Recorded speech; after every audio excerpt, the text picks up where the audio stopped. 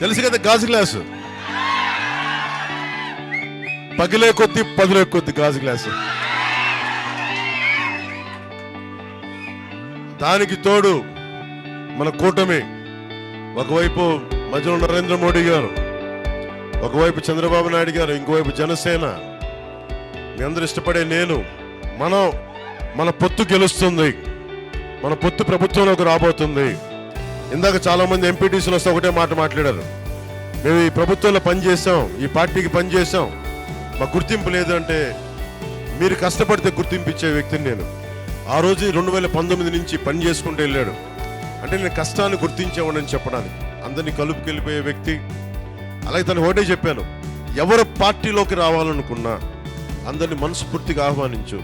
ఆ పరిస్థితిలో నీకు కూడా సీట్ లేకపోయినా సరైన సమర్థుడుంటే అతనికి ఎమ్మెల్యే, అతనికి స్థానాలు ఇచ్చి కావాలంటే వెనక్కి వెళ్ళంటే నేను మీరు ఇచ్చే సూచనలు శిరసా మనకి మనసా వాచ నేను పాటిస్తానని చెప్పి నిలబడితేనే ఈ రోజున తను కోరుకోకుండా ఈ రోజున కాకినాడ ఎంపీ పార్లమెంట్కి టీ టైం తంగెళ్ళ ఉదయ్ శ్రీనివాస్ గారిని నేను నిలబెడతా ఉన్నాను.